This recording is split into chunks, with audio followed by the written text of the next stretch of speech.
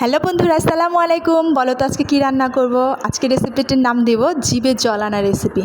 যদিও আমি এই রেসিপিটির নাম বলতে চাচ্ছি না, দেখলেই তোমরা বুঝতে পারবে কেমন এই রেসিপিটি। দিয়ে দিলাম একটু পেঁয়াজ, রসুন আর কাঁচামরিচ, একটু ভালো করে ভেজে নিয়েছি। তারপর দিয়ে দিয়েছি লবণ, হলুদের গুঁড়া, মরিচের গুঁড়া, এই তো। তারপর দিয়ে দিব যে রেসিপিটির নাম বলিনি সেই রেসিপিটি। এই রেসিপিটি হচ্ছে শুটকি।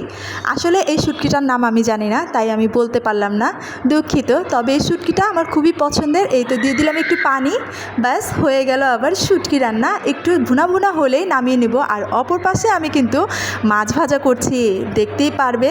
আমি এখন বড় একটা তেলাপিয়া মাছ ভাজা করব। খেতে কিন্তু দারুণ হবে আজ আমার শুটকি আর মাছ ভাজা। আমার যে কী আনন্দ লাগছে। তোমরাও যদি আমার মতো শুটকি আর এই মাছ ভাজার রেসিপিটি খেতে চাও, তাহলে কিন্তু জলদি জলদি আমার বাসায় চলে আসতে হবে। এই তো দেখো আমার শুটকি আর মাছ ভাজা সবার খেতে দেওয়া চলে আসবে সবাই।